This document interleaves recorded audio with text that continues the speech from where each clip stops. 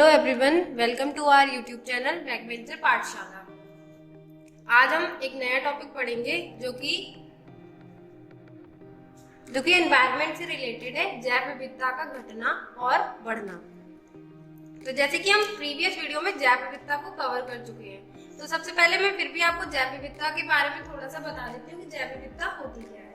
तो जैव विविधता है हमारे जीवन में विविधता, ठीक है। किसी भी प्राकृतिक प्रदेश में, जैसे आप किसी जंगल में हैं या किसी घास के स्थान पे हैं या समुद्र के पास है या नदी के पास है, तो किसी भी प्राकृतिक प्रदेश में जो पौधे, जीव जंतु, इन सब की जाति और प्रजातियों की जो विविधता होती है, ठीक है, तो उसे कहते हैं हम जैव विविधता। अब देखिए, अब हम शुरू करते हैं हम जैव विविधता का घटना और बढ़ना।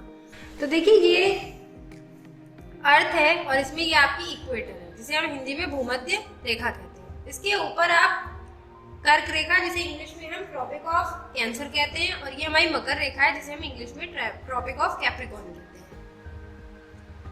इसे हम 23.5 साउथ और इसे 23.5 नॉर्थ से रिप्रेजेंट। ठीक, ये आपका नॉर्थ पोल, ये साउथ पोल, ये ईस्ट और ये वेस्ट। तो देखिए, जो सन होता है,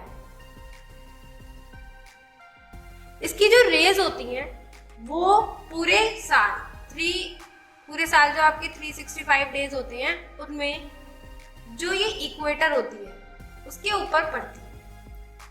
तो अगर आपसे एग्जाम में पूछा जाए कि सबसे ज्यादा बायोडाइवर्सिटी किस रीजन में होती है, तो आपकी इक्वेटर वाले रीजन में होती है। जैसे आपने सुना होगा अमेज़न के जंगल जो होते हैं उनमें बहुत ज्यादा जैसे बारिश होती है, वहां पर देखिए जब गर्मी होगी किसी जगह पे बहुत ज्यादा, तो जो पानी होगा समुद्र का वो वाष्प बन के आपका ऊपर उठेगा, तो उस जगह पे बारिश भी बहुत ज्यादा होगी और गर्मी भी बहुत ज्यादा होगी, मतलब ह्यूमिडिटी भी होगी, और जिस वजह से वहां पे पेड़ पौधे, पशु पक्षी और सांप, ये सारी चीजें बहुत ज्यादा पाई जाती है, ठीक है। तो अमेज़न के जंगलों का ये सबसे अच्छा उदाहरण है कि वहां पे बहुत ज्यादा बायोडाइवर्सिटी पाई जाती है। अब देखिए, जो सब बाकी अगर हम बात करें कि हमारी जो सबसे ज्यादा डाइवर्सिटी होती है वो 23.5 नॉर्थ से लेके 23.5 साउथ के बीच में वेरी करती रहती है। सबसे ज्यादा तो आपकी 0 डिग्री पे रहेगी, जो कि भूमध्य रेखा है। उसके बाद जो सूर्य होता है, वो जो अर्थ के घूमने के हिसाब से जो हमारे जून का महीना, जो जैसे इंडिया में जून के महीने में सबसे ज्यादा गर्मी होती है और 21 जून तक आते आते हमारे यहाँ बारिश होने लगती है।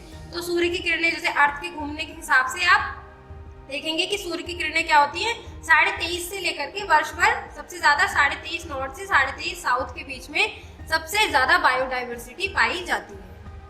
अब हम इसके ऊपर की बात कर लेते हैं। तो देखिए, जब हम इक्वेटर से ऊपर की तरफ जाते हैं, नॉर्थ पोल की तरफ, तो बायोडाइवर्सिटी क्या होती है, हमारी घटती चली जाती है, ठीक है। क्योंकि आप देखते हैं कि यहाँ पे क्या होता है, यहाँ पे बर्फ ही बर्फ, यहाँ पे बहुत कम जीवन पाया जाता है, बहुत कम लोग पाए जाते हैं, बहुत कम जानवर पाए जाते हैं, बहुत कम यहाँ की बायोडाइवर्सिटी होती है। तो अगर आपसे एग्जाम में पूछा जाए कि अगर इक्वेटर से हम नॉर्थ पोल की तरफ जा रहे हैं तो बायोडाइवर्सिटी क्या होगी, कम होगी।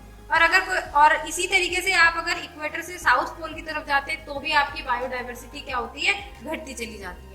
सिमिलरली अगर कोई आपसे पूछे कि नॉर्थ से अगर हम साउथ की तरफ जा रहे हैं तब बायोडाइवर्सिटी क्या होगी, तो आप कहेंगे कि पहले नॉर्थ से अगर हम साउथ की तरफ जा रहे हैं तो पहले बायोडाइवर्सिटी ऊपर से नीचे इक्वेटर तक आएंगे तो बढ़ेगी और फिर धीरे धीरे घटती चली जाएगी। तो इसी को कहते हैं हम बायोडाइवर्सिटी का घटना और बढ़ना। अब देखिए, हम आगे बात करते हैं जैव विविधता का संरक्षण। देखिए, इस समय आप देख रहे होंगे कि एनवायरनमेंट को बचाने के लिए नेशनल और इंटरनेशनल लेवल पे बहुत सारे प्रयास किए जा रहे हैं। तो इसी तरीके से हमारे जो सिलेबस है उसके अंदर 2 विधियां हम पढ़ते हैं। संरक्षण के स्वस्थानीय उपाय, संरक्षण के स्वस्थानीय उपाय। अब देखिए, स्वस्थानीय, इस नाम से आपको पता चल रहा होगा कि इसे कहते हैं हम इन सीटू। अब देखिए, इसका मतलब क्या है कि अगर हमें किसी पेड़ पौधे या किसी जानवर को, किसी प्रजाति को हमें संरक्षण देना है तो हम उसके निवास स्थान में ही दें। जैसे आजकल आप देख रहे होंगे कि टाइगर रिजर्व बहुत ज्यादा प्रचलित है इस समय, ठीक है। टाइगर को बचाने के लिए बहुत ज्यादा प्रयास किए जा रहे हैं। तो ऐसा किया जाता है कि जिस क्षेत्र में टाइगर का वास स्थान है उसी को हम कंजर्व कर देते हैं, कि वहां पे मानवीय गतिविधियों पे रोक लगा देते हैं, आना जाना ये सारी चीजें रोक दी जाती है, मतलब टाइगर को उसके ही हम जंगल में संरक्षित करते हैं। ठीक है, तो ये प्रयास जो किए जाते हैं वो होते हैं संरक्षण के स्वस्थानीय उपाय या फिर इन सीटू कंजर्वेशन। ठीक है, इसके बाद इसके कुछ ऐसे एग्जाम्पल हो सकते हैं, जैसे आपके नेशनल पार्क होते हैं, जैसे दुधवा नेशनल पार्क है या जिम कॉर्बेट है, वहां पे हाथियों, बाघों को, बारहसिंगा को संरक्षण दिया जा रहा है, तो वो उनके ही क्षेत्र में दिया जा रहा है, उनको यहाँ से उस स्थान से उठा के कहीं और नहीं ट्रांसफर किया जा रहा है, उन्हीं का क्षेत्र है। इसी तरीके से जैसे आपके वाइल्ड लाइफ सेंचुरीज होती हैं, वन्य जीव आरक्षित क्षेत्र होते हैं, तीसरा आपका बायोस्फीयर रिजर्व्स होते हैं।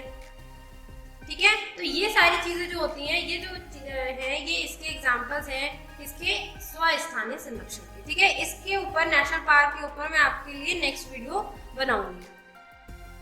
अब देखिए नेक्स्ट है, दो विधियों में से पहली हम पढ़ चुके हैं, दूसरी है हमारी संरक्षण के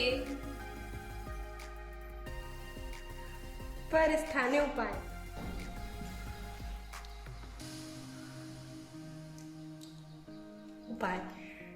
इसको हम इंग्लिश में कहते हैं एक्स-सीटू। तो इसमें क्या किया जाता है कि अगर हमें किसी पेड़ को, किसी जानवर को संरक्षण देना है, तो हमें उसे उसके स्थान से उठा करके किसी दूसरी जगह पे कंजर्व करना स्टार्ट कर देते हैं। तो देखिए इसके जो एक्स-सीटू, मतलब जब हम किसी जानवर को उठा करके दूसरी जगह पे ले जाते हैं तो उसके क्या एग्जांपल्स हैं, या किसी पेड़ के बीज को हम लेते हैं, अगर कोई पेड़ है वो खत्म होने की कगार पे है तो उसके बीज का भी हम संरक्षण करते हैं। तो इस तरीके से हमारे लिए जैसे जू होते हैं, जूलॉजिकल गार्डन्स हैं आपके पास, बोटेनिकल गार्डन्स हैं आपके, बीज बैंक्स हैं, तो ये सारी चीजें जो होती हैं ये एग्जाम्पल है आपके परस्थानीय या एक्स-सीटू कंजर्वेशन के। तो आज का ये टॉपिक हमारा यहीं पे खत्म होता है। इसके बाद में आपको नेशनल पार्क्स के बारे में बताऊंगी, इंपॉर्टेंट नेशनल पार्क जो है हमारे इंडिया में। तो थैंक यू सो मच, इसी तरह आप हमारे साथ जुड़े रहें।